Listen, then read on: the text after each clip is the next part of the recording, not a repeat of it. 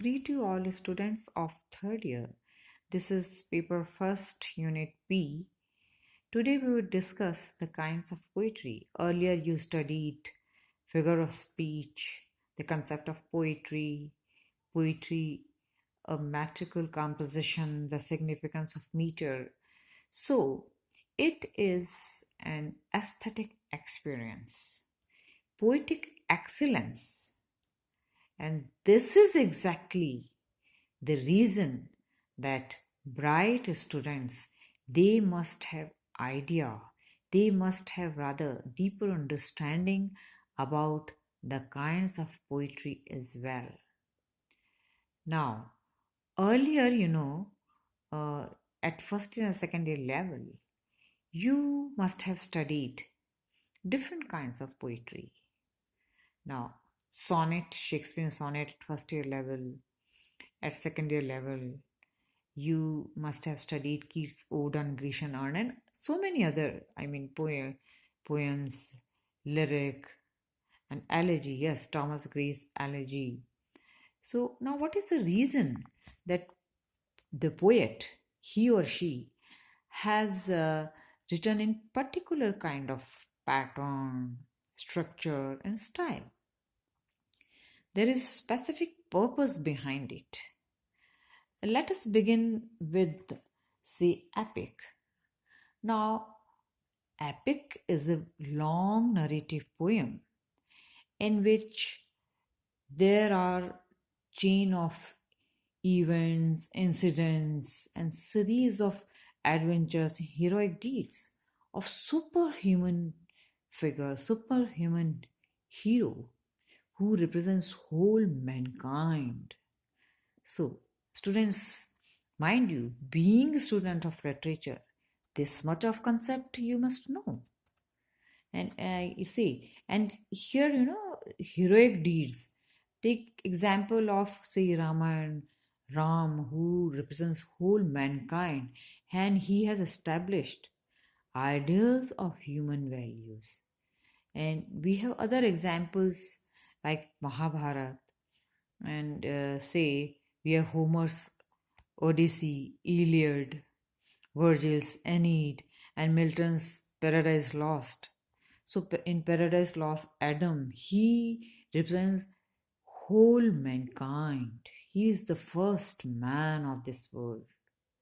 So the purpose behind is that to convey the message of human values, to establish, yes, the humanity in the world, and which has been source of inspiration for the generations after generations. So this much of epic, it is not prescribed in your syllabus, but being responsible citizen of the nation, or rather the world, in global screens, and be local or global, you must have idea about it. Say in epic, we have traditional epic and epic of art. I mean, and it is generally written in exalted, grand style with heroic couplets and all that. I mean, so these are certain characteristic features. I mean, just in brief, according to your level and time constraint as well. So you must have idea about it. And say when we say talk about epic, now it is generally written for the betterment of society, for the upliftment of human values. So this style is also marked by dignity and sublimity, sublime style, and superhuman hero, and even God intervenes in human affairs. We have invocation and so many characteristic features, and even the characters they are very important. And characters, they embody human thoughts, feelings, and that is beneficial to whole race, to the whole mankind. And therefore, this is really important. Then ballad structure is also very important. I mean, this kind of poem, it is also a narrative poem, and it is about say certain event and incident, and that is, that has sometimes allegorical significance. For instance, Coleridge's Ancient Mariner, which, at the surface level, it narrates the story of Ancient Mariner, but at the deeper level, it conveys the message of universal brotherhood, compassion, and it is the story of sin and redemption. So it has allegorical significance, but what is the concept of that? Actually, ballad, it is generally the purpose is it is for the betterment of the society at the same time, but it is originally it was strolling singers. And why now? What is the concept of that? Just, singer or band of singers who sang it from village to village. So it really touches the heart of the last person of the society. Each and every person, no doubt, but even the last person, because these singers, they, roam from one, they stroll or they move from one area to another area, from village to village. And so this is, accompaniment of harp and fiddle, and it was usually sung sometimes in the chimney, in the corners, in the farmhouses, on the village, sometimes in the gardens, and listeners, they assembled and to be entertained. So this was the sort of entertainment. So this is the origin of ballad. Okay, and we have folk ballads, and then and we have literary ballads also. So this much of knowledge at least you must have. And in folk ballads we have some conventional style, but it has, abrupt beginning, and all of a sudden, as I have given you example of Ancient Mariner. So arresting impact of that.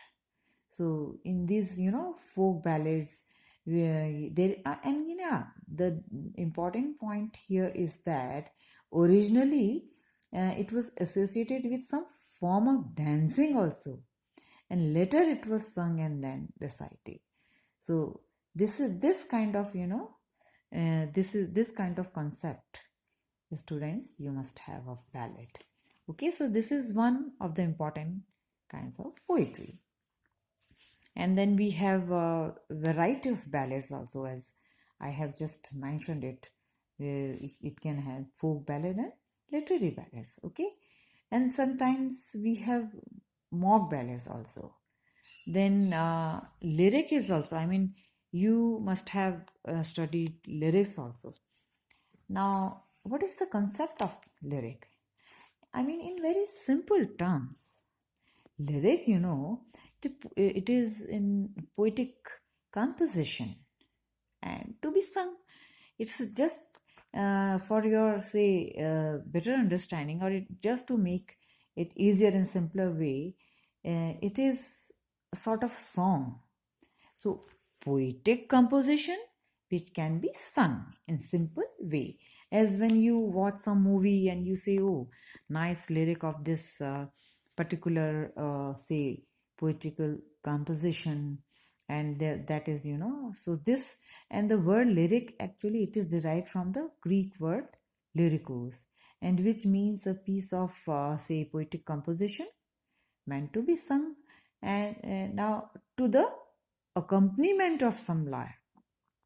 So this is musical instrument lyre, and its origin in Greek form.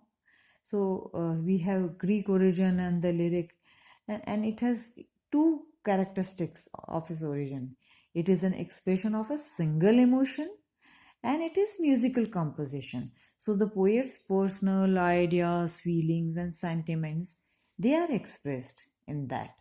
So we have, for instance, Tennyson. He is master of lyrics. He has, his break, break, break, and tears, idle tears. So So we have, intensity of emotion. And see, Tennyson, it is, and it's the poem, here it is full of intensity of emotion, Tennyson's poems. So it is prescribed in your syllabus. So we have spontaneity and brevity of expression, and then we have musical quality, all these. So these so many lyrics described in you, and you must have studied earlier, and this time also in your syllabus it is prescribed. So this much of concept you must have, because see, we have some kind of the best lyrics, they have some surprising spontaneity, and of all forms of poetry with the exception of ballad, I mean they sometimes in which we have, for instance, uh, some conception in which the lyric proper is the product of some momentary and passionate impulse, which coming from say some innermost part, and it also in a way touches the core of readers, or core of heart of readers as well. So Shelley was the most spontaneous in that way, and Shelley's his lyrics and his lyric, so lyricist, as we have these famous lyricist. And for example, is you must have say um, studied this, the higher is still and higher from the earth than the, so I mean like a cloud of fire, and the blue deep than wingest, beautiful lyrics we have.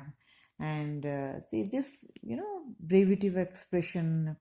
And we have other lyricists famous, for instance we had Edgar Allan Poe, the great American poet, and who has also, I mean, written very nice poems and lyrics.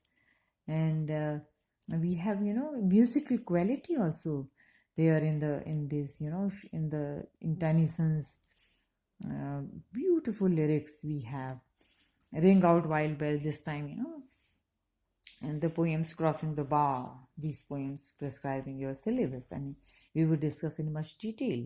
But this much of concept you should have regarding in lyrics. Personal innermost feelings are expressed in that way.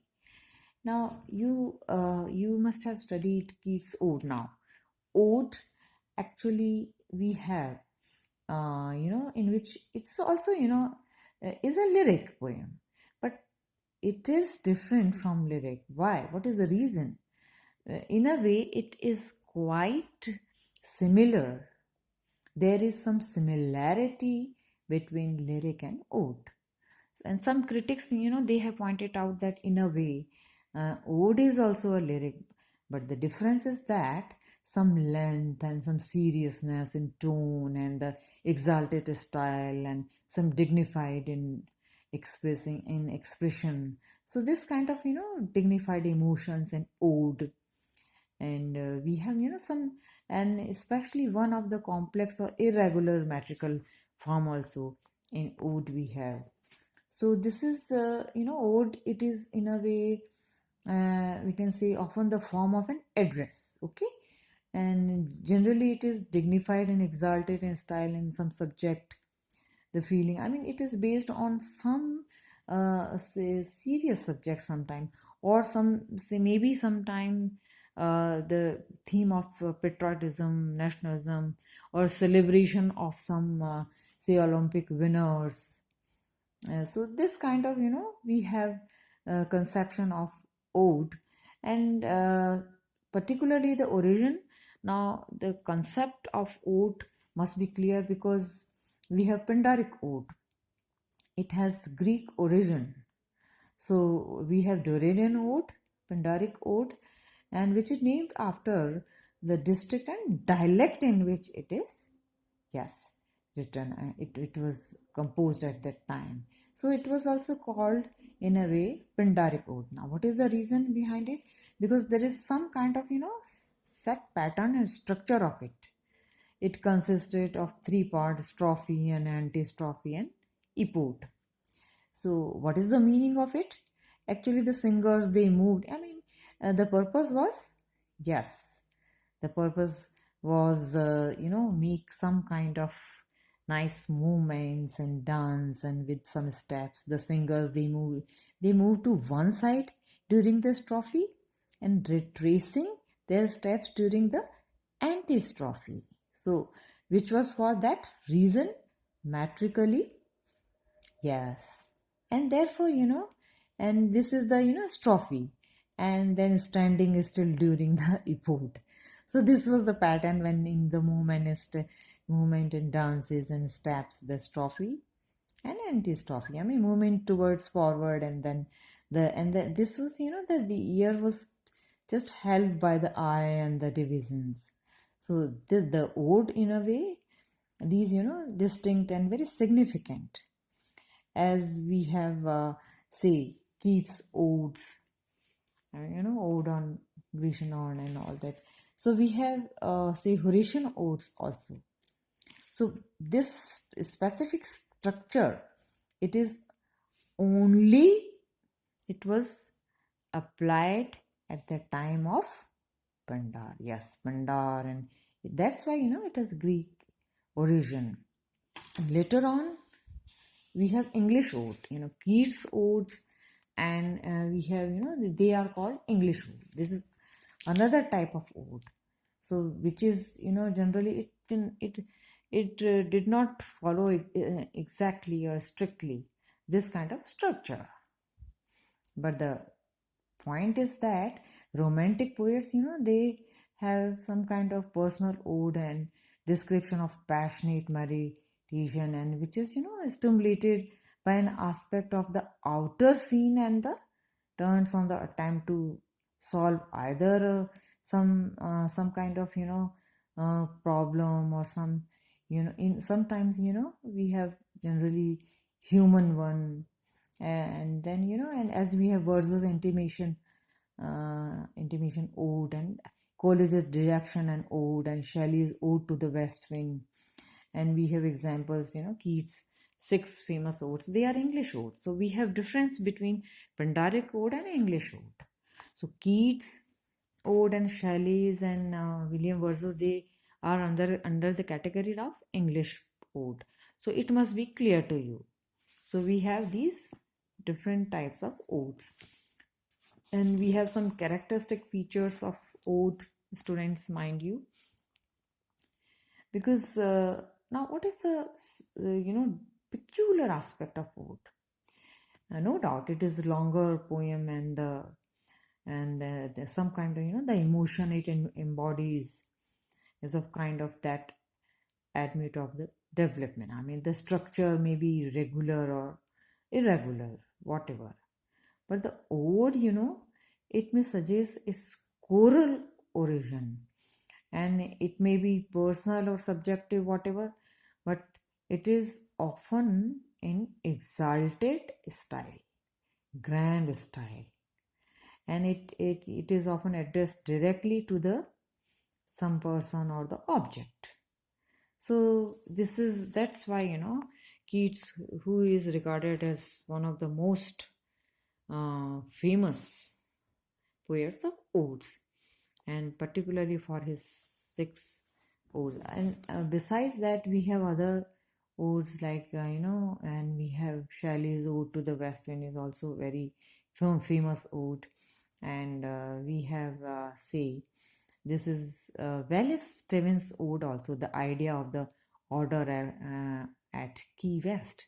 So we have very nice odes, and students, I would suggest you that you must study other than other poems also.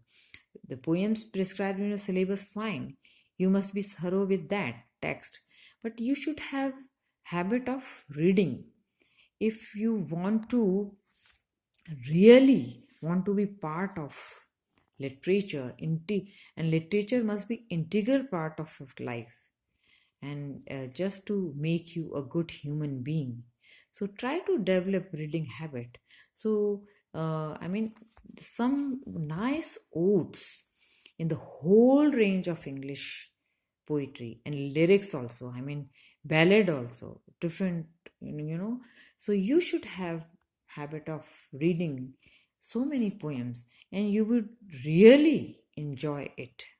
You would learn a lot. I mean, you write your answer, and even when you appear in some competitive exams, it will be really beneficial to you, and you feel that it makes a difference of, yes, poetic excellence, and you would gain power out of it. So it is famous proverb that word is power. So literature, studying poetry, is power. You feel that, oh, it is empowerment. So empowerment through, yes, literary pieces, through study of poetry. So then we have, say, sonnet, as you studied at first year level, Shakespearean sonnet.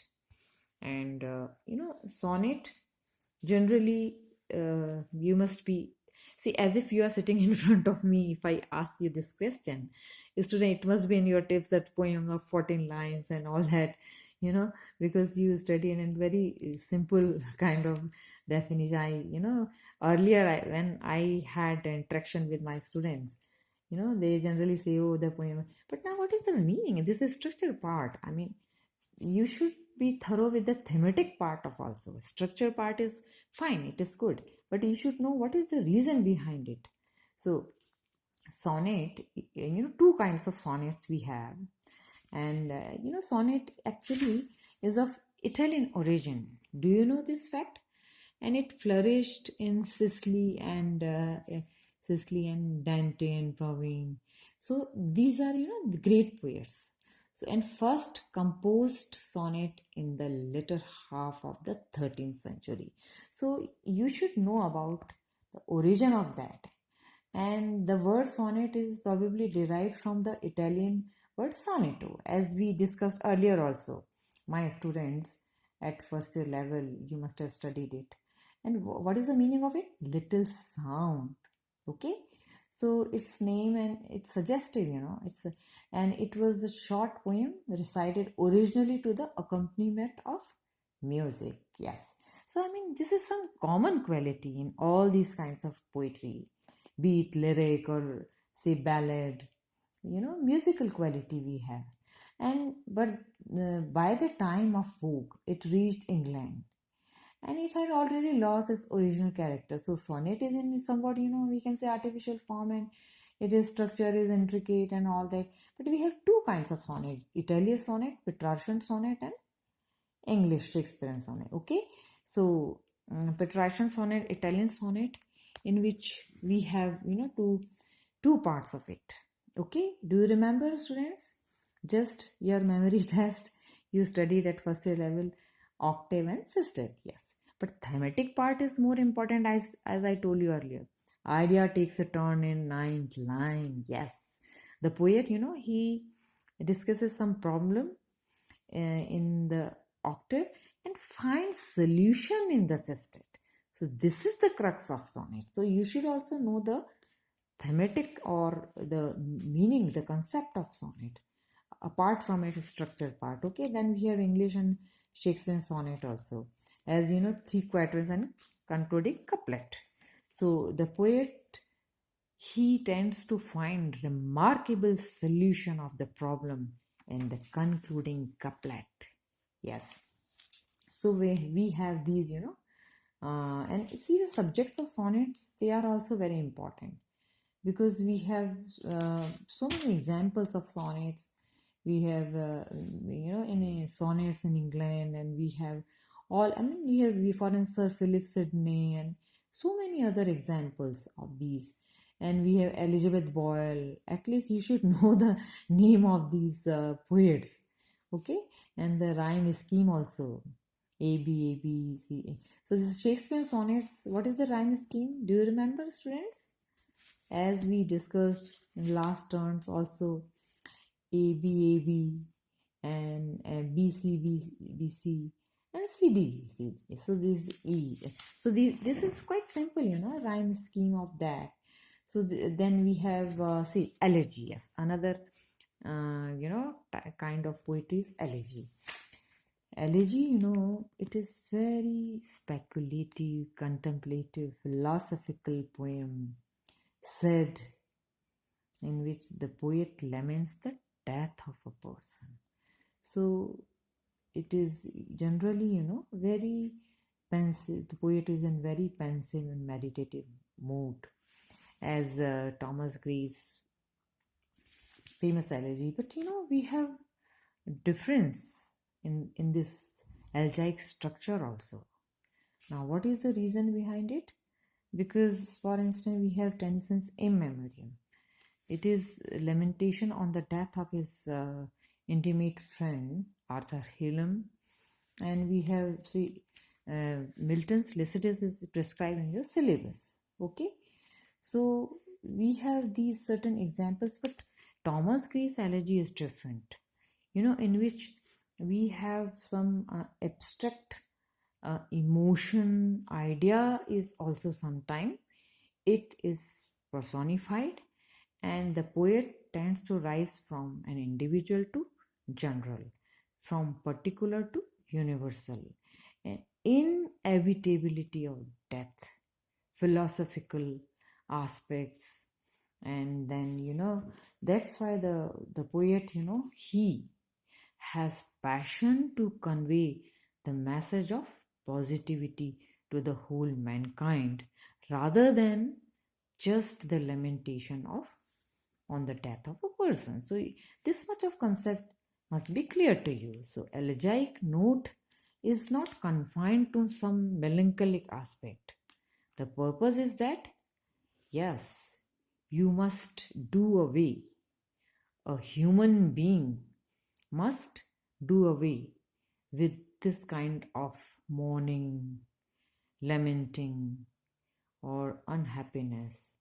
The purpose is that, yes, it is to confront with the reality of human life so as to establish the human values. Okay, so this is the deeper understanding of the concept of elegy.